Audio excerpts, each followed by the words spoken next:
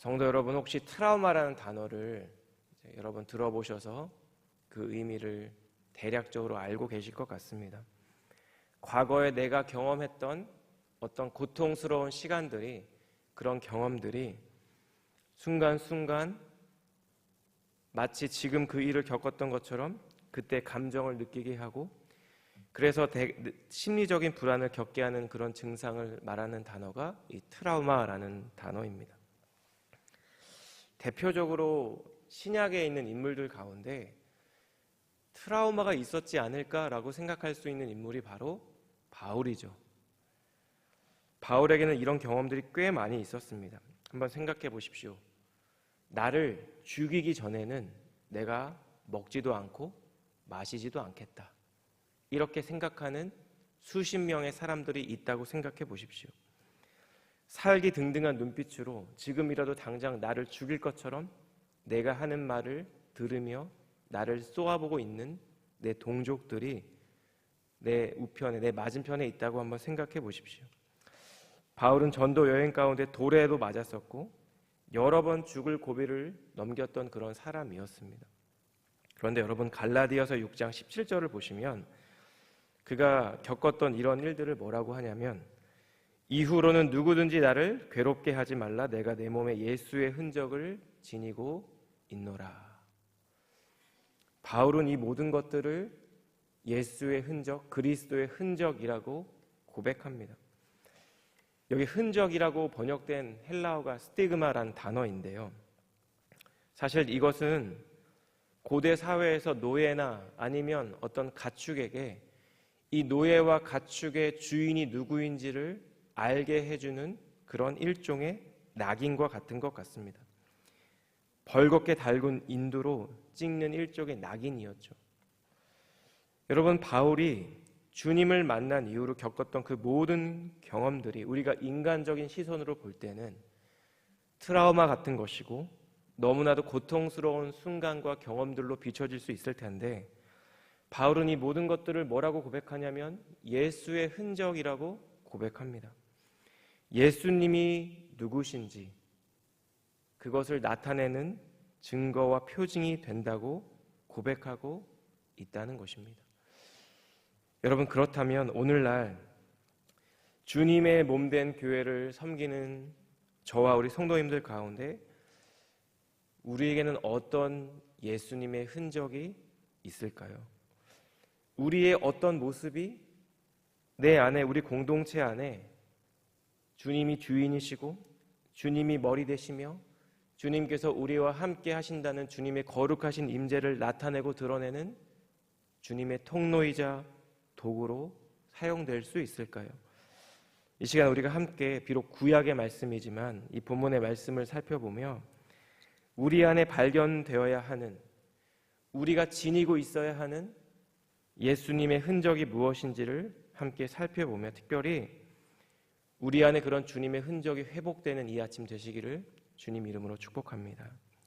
여러분, 첫 번째로 교회를 위한 참된 섬김이 예수님의 흔적이라는 것입니다. 사실 오늘 본문의 말씀은 계속해서 제사장과 레위인에 대한 기록인데요, 본문이 속해 있는 느헤미야 12장 10절과 11절을 보시면 이런 말씀이 있습니다. 예수아는 요야김을 낳고 요야김은 엘리야십을 낳고 엘리야십은 요야다를 낳고 요야다는 요나단을 낳고 요나단은 얏두아를 낳았느니라. 이것은 예루살렘 귀환 1세대부터 대제사장이 누구였는지를 우리에게 전달하는 대목인데요, 오늘 본문 22절과 23절을 보시면 엘리야십과 요야다와 요하난과 얏두아 때에 제가 10절과 11절에 읽었던 인물들이 등장하죠. 레위 사람의 족장이 모두 책에 기록되었고 바사왕 다리오 때 제사장도 책에 기록되었고 레위 자손의 족장들은 엘리야십의 아들 요하난 때까지 역대지략에 기록되었으며, 이 본문이 우리에게 전달하고 있는 것은 결국은 각 대제사장의 때에 성전을 섬겼던 레위인들이 어떤 사람들이었다라는 사실을 우리에게 전달하고 있습니다. 본문 24절을 보시면 특별히 레위 족속의 지도자들이 성전에서 찬양으로 예배를 섬기는 자로 언급됩니다. 이들은 하나님의 사람 다윗의 명령대로 순서를 따라 주를 찬양하고 감사하는 사람들이라고 지금 묘사되고 있습니다. 역대상 15장과 16장을 읽어보시면 성전 예배 창시자로 언급되는 사람이 바로 다윗인데요. 저자는 이 다윗의 이러한 업적과 공로를 강조하기 위해 그를 하나님의 사람으로 지칭하고 있습니다. 이 본문의 이 말씀이 무엇을 의미하느냐? 여러분, 포로기 시대 이후에 바벨론 포로로 잡혀가 있던 시대에도 그들은 여전히 다윗 시대에 드려졌던 그 찬양 방식을 계승해 왔다라는 것입니다. 여러분, 비록 다윗 때만큼 화려하진 않을지라도, 장엄하진 않을지라도, 그때만큼 정말 많은 수가 큰 목소리로 주님을 찬양하진 못했을지라도 그 순서와 양식만큼은 다윗 시대에 그것을 따르고자 애썼다라는 것입니다. 그렇다면 이런 본문을 대할 때 우리는 조금 더 근본적인 질문을 할 수 있습니다. 느헤미야의 저자는 왜 이 레위인들을, 성전 문지기들을 책에 기록해 놓았을까? 여러분, 책이라는 것은 정보를 저장하고 정보를 전달하는 것이 가장 큰 목적이죠. 귀한 1세대부터 시작해서 각 대제사장의 시대에 과연 누가 성전을 섬겼고 누가 예배를 섬겼고 누가 성전 문지기로 섬겼는지 후대에 전해주기 위함이었다는 것입니다. 그 옛날 다윗이 정한 질서에 따라 예배를 진행하고 성전을 섬기는 일들을 계속해서 감당하고 있는 이 사람들을 후대에 전하기 위해 지금 책에 기록해 놓았다라는 것이죠. 그런데 여러분, 이스라엘은 지금 존재하는 나라인가요? 존재하지 않는 나라입니다. 이스라엘은 망한 나라입니다. 이스라엘 백성은 페르시아 제국의 소수 민족에 불과합니다. 이제 막 성벽이 재건됐지만 여전히 예루살렘은 초라하고 볼품없는 성읍이었습니다. 그런데 여러분, 그럼에도 불구하고 느헤미야 12장의 이 명단들이 의미하는 바는 무엇이냐면, 이러한 상황 가운데에서도 정해진 규례와 율례를 따라 제물을 잡고 제사를 드리는 자들이 있었다는 것입니다. 성소의 곳곳을 수리하고 보수하고 유지하는 자들이 있었다라는 것입니다. 지금도 여전히 페르시아 제국에 머물고 있었던 다른 유대인들이 이 섬김을 몰라줄지라도, 예전의 그 찬란하고 영광스러운 모습이 아닐지라도 주님 주신 사명을 따라 묵묵히 성전을 섬기고 제사를 드리고 다윗 왕이 세운 순서와 예식을 따라 노래하고 그렇게 성전을 섬기는 자들이 여전히 있었다는 것입니다. 제가 얼마 전에 저희 교회 덤스터가 있잖아요. 교회 덤스터에 무엇을 버리려고 간 적이 있었는데요. 제 기억에 주일 오후로 기억합니다. 보통 주일 오후는 모든 사역이 끝나고 그래서 교회에 남아 계신 분들이 별로 없을 때죠. 그런데 제가 가만히 보니까 한 분이, 그때 무더운 날이었는데 교회 주변에서 집게와 봉투를 들고 쓰레기를 줍고 계신 것입니다. 우리 교회 이웃 주민인가? 그런 생각이 들어서 제가 좀 지켜봤는데 햇빛을 가리고 모자를 쓰고 계셔서 제가 처음에는 몰라 뵀었습니다. 근데 가까이 다가가서 보니 저희 교회 에녹회 어르신이었습니다. 그리고 그 후로 저는 그렇게 가능한 한적한 시간에 교회 주변에 있는 쓰레기를 주우시며 청소하시는 모습을 여러 번 보게 되었습니다. 제가 그 분을 보며 그런 생각을 했습니다. 어쩌면 참된 섬김은 우리 눈에 보이지 않을 수도 있겠구나. 이것이 오늘 본문을 묵상하며 주님을 사랑하는 마음, 주님을 따르고자 하는 마음, 그래서 그 주님이 우리 안에 계시다는 주님의 흔적이 아닐까? 그런 묵상이 되었습니다. 그런데 여러분, 우리가 가만히 생각해 보면 우리가 드리는 예배도 모임도 사역도 결국은 누군가의 섬김으로 이루어집니다. 여러분, 우리는 주일 아침마다 잘 접혀진 주보를 받아듭니다. 그런데 여러분, 누군가 토요일 밤까지 이 주보를 작성하고 주보를 출력하는 분이 계십니다. 주일 아침에 남들보다 일찍 나와서 이 주보를 정성스럽게 접어주시는 분이 계십니다. 우리가 주일마다 점심때 맛있는 식사를 할 수 있는 이유는 누군가 주말 전에 장을 보고, 누군가 토요일 오전에 식재료를 다듬어 주시고, 누군가 주일 오전에 일찍 나와서 식사를 준비해 주신다라는 것입니다. 저희가 모두 다 알 수는 없지만, 볼 수는 없지만 우리 교회가 감당하는 많은 사역들이 결국 헌신해 주시는 여러 안수 집사님과 부서장님들과 여러 분들을 통해 이루어진다는 것입니다. 우리 교회에 50개가 넘는 목장이 있는데요, 그 모든 목장 모임들도 목자님, 목녀님의 수고와 섬김 없이는 이루어질 수가 없다는 것입니다. 우리의 자녀들의 믿음의 성장도 교육부에서 수고하시고 섬겨주시는 선생님들의 눈물과 수고 없이는 이루어질 수가 없다는 것이죠. 사랑하는 여러분, 저는 이것이 우리 안에 있는 그리스도의 흔적인 줄 믿습니다. 우리의 작은 섬김이 우리의 수고와 우리가 흘리는 눈물이 주님을 사랑하는 마음으로 행한다면, 교회를 사랑하는 마음으로 행한다면 그것이 이미 우리 안에 있는 그리스도의 흔적이라는 것입니다. 사랑하는 여러분, 우리 안에 이러한 주님의 흔적이 더욱더 풍성해지시기를 예수님 이름으로 축복합니다. 그래서 우리의 작은 수고와 섬김을 통해 우리 주님의 이름이 더욱더 명확하게 드러나고 주님만이 영광 받으시며 주님의 몸된 우리 한우리 교회가 예수님 안에서 더욱더 든든히 세워져 가시기를 주님 이름으로 축복합니다. 두 번째로, 우리 안에는 정결함이라는 그리스도의 흔적이 있어야 합니다. 여러분, 드디어 성벽이 재건됐고 예루살렘 공동체는 이 재건된 성벽을 하나님께 봉헌하는 의식을 준비합니다.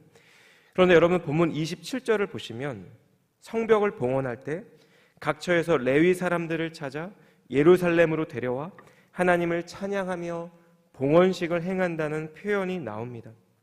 여러분, 이들은 누구일까요? 28절, 특별히 29절 하반부를 보시면 이 노래하는 자들은 자기들을 위하여 예루살렘 사방의 마을들을 이루었습니다. 여러분, 이 짧은 문장을 우리가 이해하려면 몇 가지 간단한 사실을 알아야 하는데요, 고레스의 포로 귀환 칙령을 통해 첫 번째로 유대 포로 귀환이 이루어졌습니다. 그때가 BC 537년입니다. 새벽부터 제가 헷갈리게 해드려 죄송합니다. 숫자가 몇 개 나오는데요, BC 537년에 첫 번째 포로 귀환이 이루어지고 그 다음 해 536년부터 성전 건축이 시작되었습니다. 그런데 사마리아 사람들의 방해와 여러 문제로 16년 동안 중단됩니다. 그러다가 BC 520년에 학개와 스가랴로 이들의 리더십 아래에서 성전 재건이 시작돼서 4년 만에, 그러니까 BC 516년에 성전이 완공됩니다. 이 성전을 스룹바벨 성전이라고 하고 바로 이 성전이 느헤미야 시대의 성전이었습니다. 그런데 여러분, 느헤미야가 아닥사스다 왕의 허락을 받고 이 예루살렘에 온 때가 언제냐면 BC 444년입니다. 여러분, 516 빼기 444 하면 72가 나와요. 그러니까 예루살렘에는 72년 동안 성전은 있는데 성벽은 없는 기간이었다라는 것입니다. 여러분, 성벽이 없는 곳에 살아가기가 어려웠겠죠. 이미 두 차례 걸쳐서 포로 귀환이 이루어졌지만 이 예루살렘은 성전이 있었지만 살아가기가 어려운 그런 성읍이었습니다. 그래서 안전상의 이유로 어쩔 수 없이 예루살렘에 거주하지는 못했지만 예루살렘 근교에 거주하며 필요에 따라 언제든지 성전 봉사에 참여하고자 했던 사람들이 이 예루살렘 근교에 살았던 레위인들이었다는 것입니다. 그리고 이제 예루살렘 성벽을 봉헌하기 위해 이 근교에 살고 있던 레위 사람들을 예루살렘으로 불러 모으죠. 그리고 무엇을 했을까요? 30절 말씀을 우리 함께 읽겠습니다. 시작. 제사장들과 레위 사람들이 몸을 정결하게 하고 또 백성과 성문과 성벽을 정결하게 하니라. 여러분, 그들이 모여서 한 것은 정결하게 하는 것입니다. 30절에 정결하게 하니라라는 이 말은 제의적 정결함뿐만 아니라 도덕적인 정결함도 포함하는 말입니다. 어떻게 해야 정결해질까요? 당시 제사장들과 레위인들은 금식을 했고 절제된 생활을 했습니다. 부부 관계를 금하기도 했고 속죄제를 드렸습니다. 목욕을 하고 옷을 빨아입고 그렇게 옷을 깨끗하게 입었습니다. 여러분, 결국 이러한 노력들을 통해 이루고자 하는 것은 우리 안에 참된 정결함을 이루어 하나님 보시기에 합당한 마음을 갖는 것입니다. 창세기 35장에는 외삼촌 라반을 떠나 가나안 땅으로 돌아가는, 그래서 야곱의 이야기가 나타나는데요. 이 야곱에게 하나님이 나타나셔서 베델로 가서 거주할 것을 명령합니다. 여러분, 베델은 어떤 곳일까요? 야곱이 에서를 피해 정처 없이 외삼촌의 집으로 가던 때에 하나님을 만나 서원했던 곳입니다. 하나님께서 베델로 올라가서 그곳에 제단을 쌓으라고 명령하시자 야곱이 무엇을 했냐면 창세기 35장 2절을 제가 읽겠습니다. 야곱이 이에 자기 집안 사람들과 자기와 함께한 모든 자에게 이르되 너희 중에 있는 이방 신상들을 버리고 자신을 정결하게 하고 너희들의 의복을 바꾸어 입으라. 우리가 일어나 베델로 올라가자. 내 환난 날에 내게 응답하시며 내가 가는 길에서 나와 함께 하신 하나님께서 내가 거기서 제단을 쌓으려 하노라 하매. 그리고 5절을 읽겠습니다. 그들이 떠났으나 하나님이 그 사면 고을들로 크게 두려워하게 하셨으므로 야곱의 아들들을 추격하는 자가 없었더라. 여러분, 하나님의 부르심 앞에서 야곱이 행한 것은 서둘러 짐을 챙긴 것이 아니라 우상을 버린 것입니다. 자신들을 정결하게 하는 것이었습니다. 여러분, 여호수아는 어땠을까요? 여러분, 이스라엘 백성들이 가나안 땅에서 제일 먼저 함락시킨 성이 여리고성인데요. 그 내용이 여호수아 6장에 소개되어 있습니다. 그런데 5장을 보시면 이스라엘 백성들이 요단강을 건너자마자 길갈에 진을 치고 행한 것이 할례를 행하는 것이었습니다. 여러분, 할례를 행하면 어떻게 될까요? 이 자리에 계신 우리 남자 성도님들은 잘 아실 텐데요. 할례를 행하면 적어도 일주일은 아무것도 할 수가 없습니다. 일상적인 삶도 불가하고 그러면 전투도 불가능한 전투력의 제로가 되는 군대가 됩니다. 그런데 여러분, 이들은 여리고성을 지척에 두고 여호와의 명령을 따라 단체로 할례를 행합니다. 여러분, 이왕이면 요단강을 건너기 전에 하든가 모압 땅에서 모세의 설교를 듣던 중에 하던가 그때 하면 될 것인데 가나안 땅을 코앞에 두고 적군을 코앞에 두고 할례를 행한 것입니다. 여호수아 5장 9절 말씀이 이렇습니다. 여호와께서 여호수아에게 이르시되 내가 오늘 애굽의 수치를 너희에게서 떠나가게 하였다 하셨으므로 그곳 이름을 오늘까지 길갈이라 하느니라. 여러분, 애굽의 수치가 떠났다는 말은 바꾸어 말하면 정결하게 되었다는 것입니다. 애굽에서 노예 생활을 하며 자신의 의지와는 상관없이 이방신을 섬기고 그들의 문화를 따라 살았던 모든 죄악된 행위와 그 죄로 인한 열매들을 모두 씻어내 주셨다라는 것입니다. 여러분, 오늘 본문에서 느헤미야와 예루살렘 사람들은 재건된 성벽을 하나님께 봉헌하기 이전에 먼저 자신들의 몸을 정결하게 하고 성문을 정결하게 하고 성벽을 정결하게 합니다.